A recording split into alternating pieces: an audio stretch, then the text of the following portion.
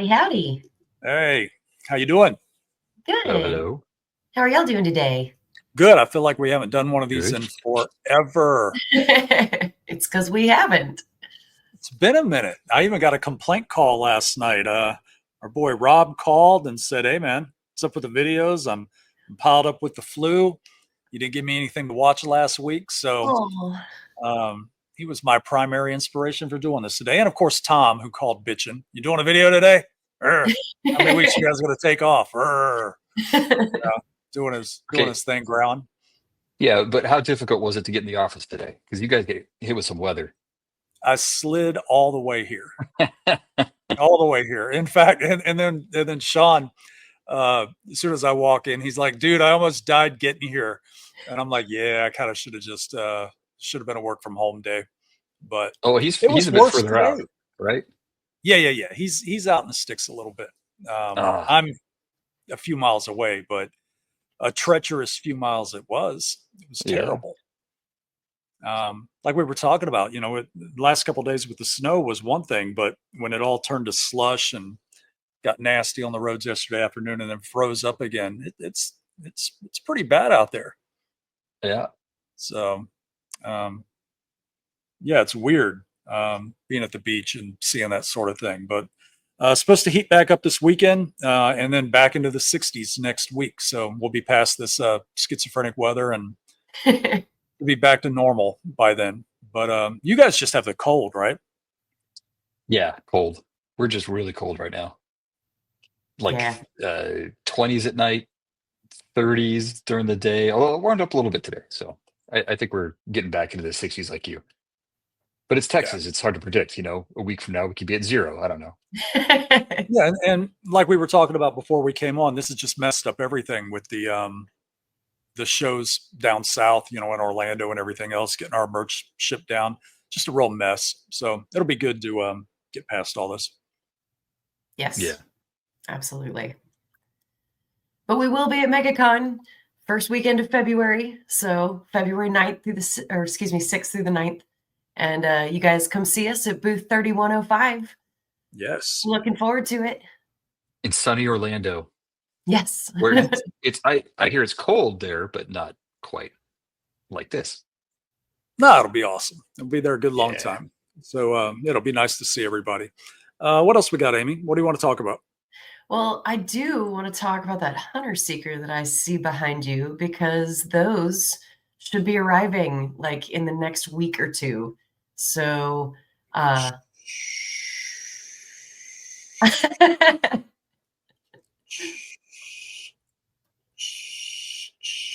Kind of does that, right? It does exactly that. See, you're welcome. There See we that Yeah, go. that's cool because it's cool seeing you hold it because I haven't handled the prototype. I've only been working off of images of it, but it's cool to see actually the size of it. I always thought it was a smaller piece, but it's more substantial than I thought it was. It's cool. yeah, it's a good sized chunk of metal, aluminum, brass, acrylic. It's got it all in there. Nice. So yeah, about time, right? We took a minute to get that done. It was a pretty intricate piece. I, You I know. should show the drawer of prototypes again. I'll try to get it for the video. Sean can plug them in later. But you've seen it once or twice, Jared. The Yeah. drawer with like 20 friggin' hunter stickers in it, where we just Yeah. do this, change that. No, not that. This. Yeah, nice to have it done. We didn't do many of them. What was the edition size on that, Amy? 500. Yeah.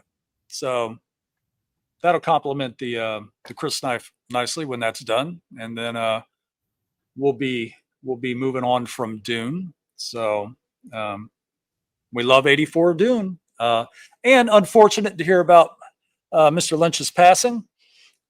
We should acknowledge that. That Yeah. was unexpected. I didn't know he had any health problems. Had no idea. Yeah, it was a big surprise. I did read a very heartfelt message from Kyle MacLachlan, who of Yeah, course played Paul Atreides in '84 Dune, and he thanked Lynch for giving him that break because before Dune '84, I don't think Kyle MacLachlan was really known at all. He was kind of an unknown, being cast in the Right. lead part for a pretty epic sci-fi film. And from there, they went to work on Twin Peaks together. And yeah, it was a very heartfelt message of thanks and gratitude to David Lynch. So it was very cool to see that. Yeah, I read it too. It was nice. A lot of people seem to share similar sentiments. So yeah, that was a little bit sad. But moving on from that, also got Mr. DNA back here. Yes, you Yep. do. Now, hanging out. Mr. DNA did not ship before our break for Lunar New Year, but we do have product samples that's finished production, right? Yes. It So is. And Sean will that is be our tossing final. up. Yeah, I'm sure Sean's putting up some photos right about now, showing him. But yeah, that's our final guy, and he will be with us soon. We'll have a couple of them on display down in Orlando. Oh yeah, and we've got I forget how many exactly we got, but we have a few that we will be showing off at MegaCon that are final production pieces as well. We'll get those shipping pretty much right after Lunar New Year. Yeah, yeah. So nice to have those two getting wrapped up. And we were talking about this just before we came on. Jared and I were spending a good bit of time just catching up. I just seemed like I had my head down grinding, trying to get everything together for the show for the last couple of weeks. And he was really juggling a lot of, well, both of you were juggling a lot of production stuff. We've got some questions about Toho. I mean, we've talked about the Oxygen Destroyer. We've talked about how we want to do Jet Jaguar's bust. We're going to reference all these things and scan all this cool stuff when we're in Tokyo. People have asked if there's what other type things do we plan to do? Are we just sticking to the super high end prop replicas? Are we going to do anything in between? And the answer is yeah, we're going to do some in between stuff. Difficult to get into too much of it right now, but we can talk about some preliminary engineering, I think, because that's been fun. We were previewing some video this morning of one of the things we're making. What we're working on, at least, is a Godzilla tree topper, and it's exactly what you think. It's a large Godzilla head. You want to talk about it a little bit, Jared? My mom loves to hear your voice, so she's always telling me, "Shut up, let Jared talk more." So obviously we're doing the really cool Toho prop replicas with Oxygen Destroyer and the busts of a lot of the characters, in a 1-to-1 true size. But we also talked with Toho about doing what I've always wanted to do, and Ryland shared that enthusiasm 100%.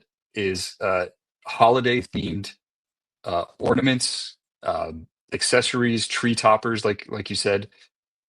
With Godzilla and his monster pals. So we drafted up these two ideas for a Godzilla tree topper, and one of the features we wanted to have it actually do is produce like an atomic breath. So we are and we watched the sample engineering videos this morning from our supplier overseas, and I think we're super giddy about it because we saw some really cool stuff. And Yeah, the breath blows out and there's lights and it's like, and you're thinking, I know, man, we just had the holidays. What are you doing? Well, this is the kind of lead time that we need in order to make these things, because we want to deliver this for the upcoming holiday season, 2025. right. And we're getting to start on it now because we want to get these in and get them shipped to everybody so they can put them on their trees and send us and tag us cool Instagram posts and videos of your favorite kaiju on top of your Christmas tree. It's going to be awesome. Yeah, and we were looking at the some early prototypes a couple weeks back, and the atomic breath, the mist, if you will, that blows out over the lights in his mouth, really cool effect. We were saying, yeah, that looks good, but we need that times two or three. So our engineers went back and took a look at it, and then what they showed us this morning. I mean, it's so awesome. So yeah, we got kind of giddy about it, and it's all via remote control. So you'll have the Godzilla head and the atomic breath and the roar, everything via the remote. So it's going to be pretty cool. It'll be fun. Yeah, we're excited about that one. And then of course a couple other holiday themed things, ornaments and such. But we'll show some along the way, some concept stuff, some prototypes as they become approved. There's a process for all that. So as we get those things approved and we can bring you a little more into the loop, we will. So for now, I just wanted to tease you, tell you how cool it was, and not show you anything, which was kind of a jerk move now that I think about it. We got excited about it, so we had to talk about it. Yeah, but stay tuned for more. We tell them all about the cool thing, and then but you don't get to see it until it's approved. Of course. But yeah, we had to talk about it in vague generality. So there you are. That's all you got. What else? That's pretty much it. We're all about the show. It's coming up so quickly. That's kind of eating up a lot of time and focus because it's just a monster. What's the attendance for this thing, Amy? It's like it's ranking up there as one of the largest shows in the country now, right? Fan Expo has it on their schedule for, I think, like 135 or 150,000. It's a big number.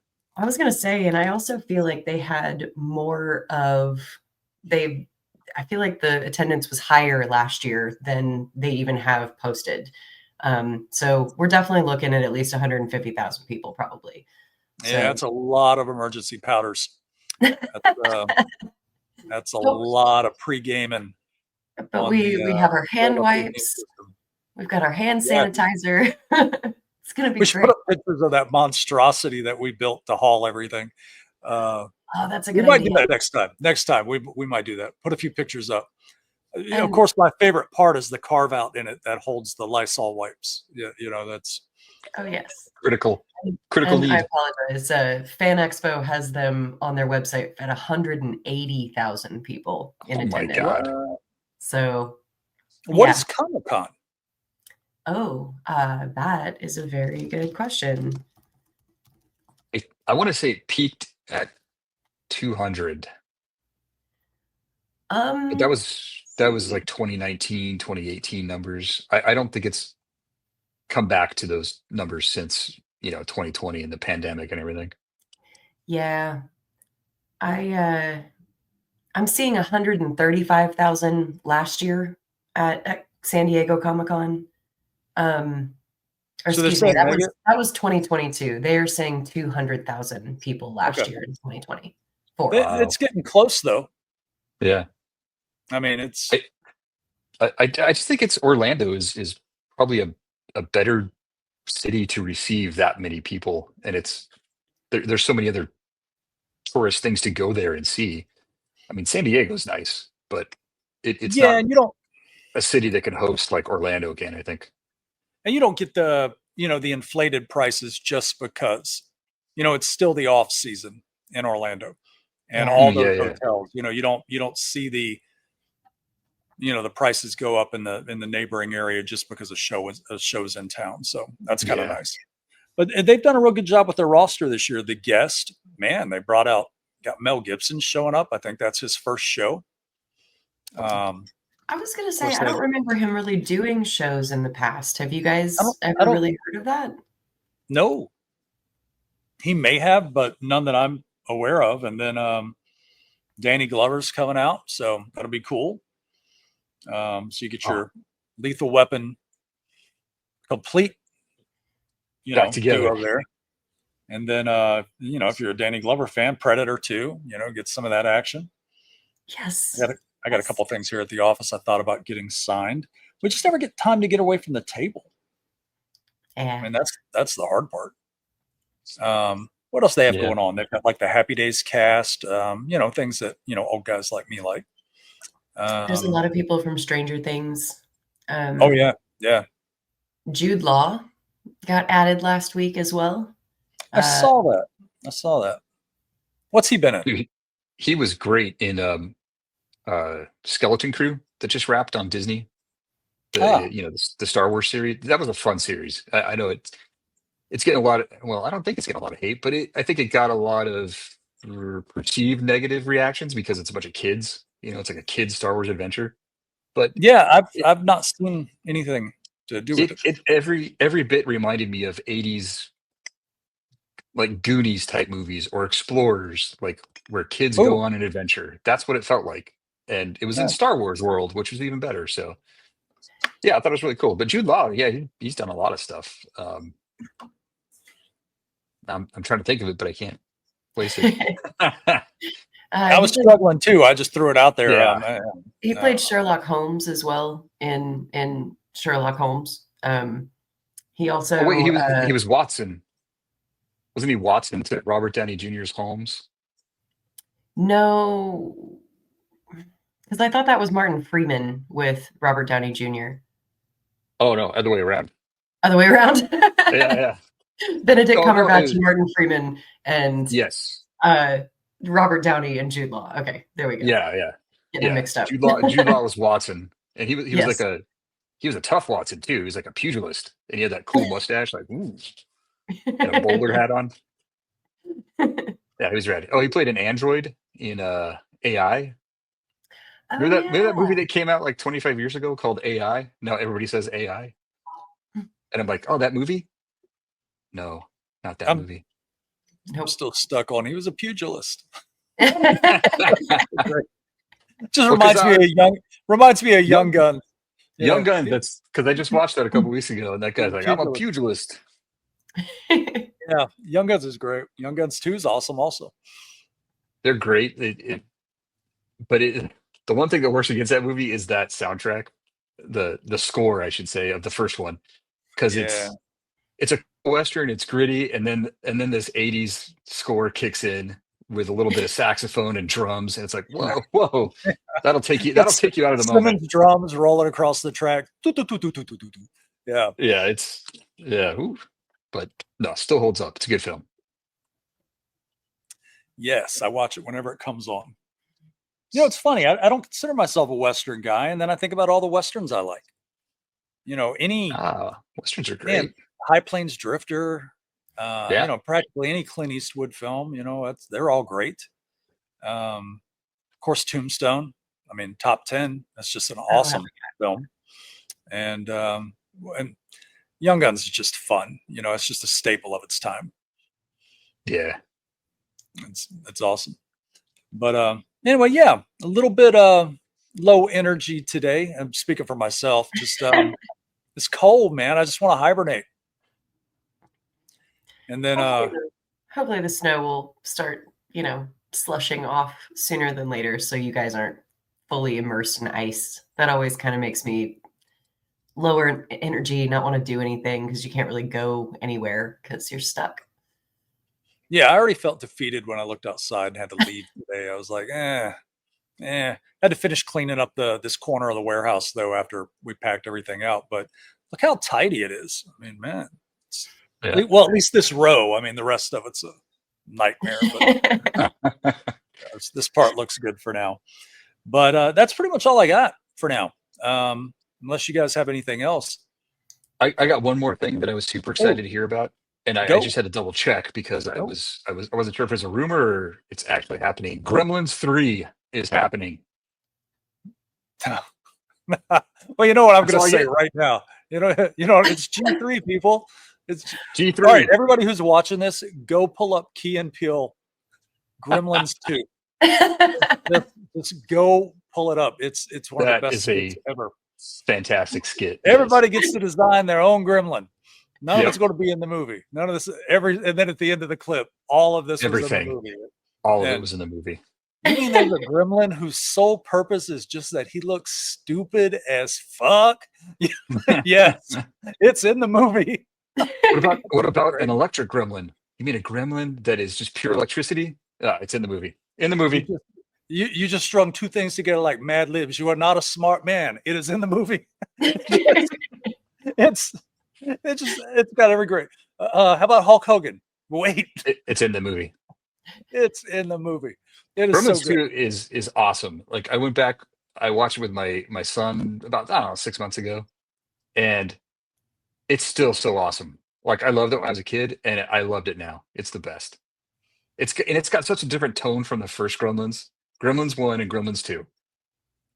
They both got gremlins, but they're two different movies. The Key and Peele skit ruined it for me because it's so brutally honest. When it's talking about the little lipstick gremlin, You talk about But a it girl works. gremlin with lipstick and It blah, blah, all blah. works. Yeah. Oh man. If you And go then, back and watch the then movie, it's perfect. Spider Gremlin. I Spider mean, Gremlin. you got to Yes. admit they threw it. That was like the writer's room, just like you see in Key and Peele. That's what happened. They went I around. wonder if it had to do a little bit with because Rick Baker did all the creature effects for the second one, and part of the deal for him being in that film working on that film, from what I read, is that he wanted to reinvent some of the gremlins. He didn't want to just do a bunch of generic gremlins. And they He said, yeah, reinvented them, all right. whatever designs you want to do. So he did a lot of pretty cool, wacky designs, and that's what we got. All those Dude, there's a gremlins. gremlin singing New York, New York, I believe. Yes. Yes. There's this, Jack like I said, the spider gremlin. Got a thorax and stuff. I mean, Oh yeah. some Vegetable gremlin. He's all vegetables. Remember that guy? was there a vegetable gremlin? That one. Yeah. Because so they start to breed them in that little genetics lab that's in the building, and when the gremlins go all havoc, they're drinking all these weird concoctions that are in the lab. That explains So, it. yeah, one's like a vegetable serum, one is electric serum, and that's why they arachnid formula. By the time it came out and I'd seen the trailer for it, it just did. It hit a bad tone with me. I didn't want to get into it. I was all about the first one, and then they came and Candy assed that one up a little bit. I just was like, man. That's right.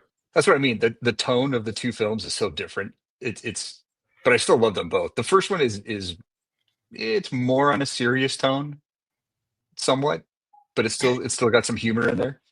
But the second one is just complete shenanigans. They're like, whatever, let's just do it. Electric Gremlin, yep, that's in the movie. Hulk Hogan, you got it. So good. Again, I'm gonna have to go rewatch Key and Peele, Gremlins 2. Yep. What was what's dude's name? Star Magic Johnson. Something like that. Yeah, it's like he's brought in to punch up scripts. And, get ideas they just flowing. bring me in when the studio's about to drop a deuce. That's what he says. And then at the end, he's like, "I got to go put some cowboys in Back to the Future. I'm out, y'all." Oh, yeah. It's so good.